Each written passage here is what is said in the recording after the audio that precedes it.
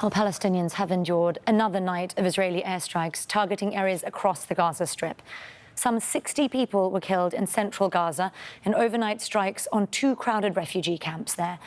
And overall, 104 people have been killed in the past 24 hours. Vehdad Mahichi begins our coverage under warning some of the images you'll see are disturbing.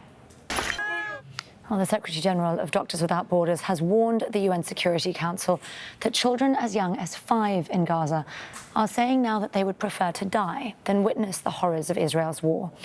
Christopher Lockyer criticised repeated vetoes by the US of resolutions calling for an immediate ceasefire. He says the move tacitly endorses continued violence. Well, as I just mentioned, Israeli Prime Minister Benjamin Netanyahu has demanded that UNRWA must be shut down as part of his post-war plan that he submitted to his security cabinet. Now,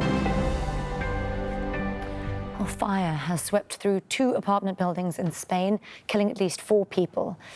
Well, meanwhile, more evacuation warnings are being issued in Australia, where a bushfire is threatening rural towns in the southeast.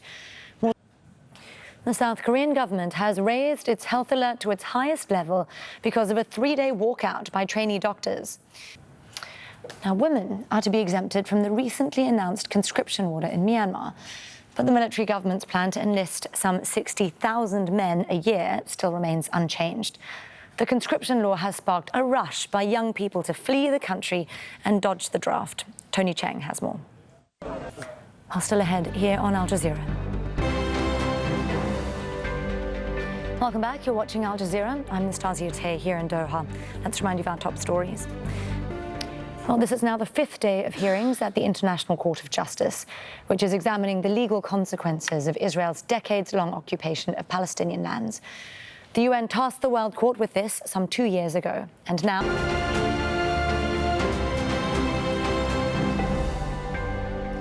Shamima Begum, the British-born woman who joined ISIL in Syria, has lost her appeal to have her citizenship restored. Brazil's former president, Jair Bolsonaro, has refused to testify to police who are investigating an attempted coup against his successor. Still ahead here on Al Jazeera.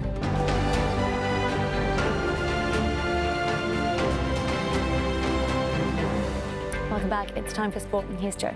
Nastasya, thank you. Thanks so much, Joe. Well, that's it from me for this news hour.